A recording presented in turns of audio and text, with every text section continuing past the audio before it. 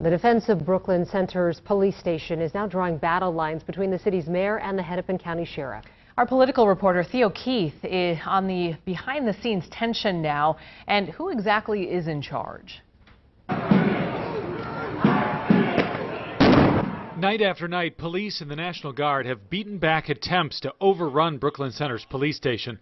Governor Tim Walz revealed the objective: to avoid another police station burning down after Minneapolis gave up its third precinct during last summer's riots. I've learned from the past that building would have been burned down, and my fear is that the surrounding apartments would have burned too. To gain control, police have used tear gas and non-lethal munitions.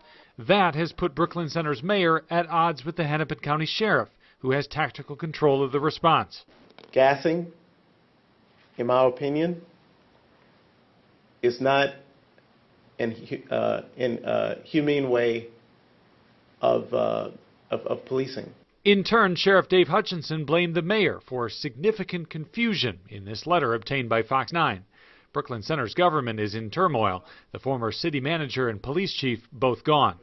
Walz says he's aware of the tension, but asked if he would get more deeply involved, he said only that he was tracking it. Candidly, we're hearing that, obviously. I will say that folks are working together in a very professional manner. The governor says he is ultimately responsible, yet he appears committed not to be the face of the operation. He has not appeared with the Brooklyn Center mayor, though he says the two have spoken. And he says he is not the one making decisions on the use of tear gas.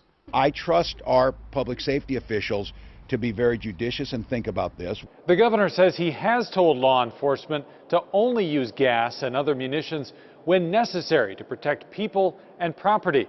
He says he has deep concerns for the neighbors across the street from the police station who have experienced a warlike environment outside their windows every night this week.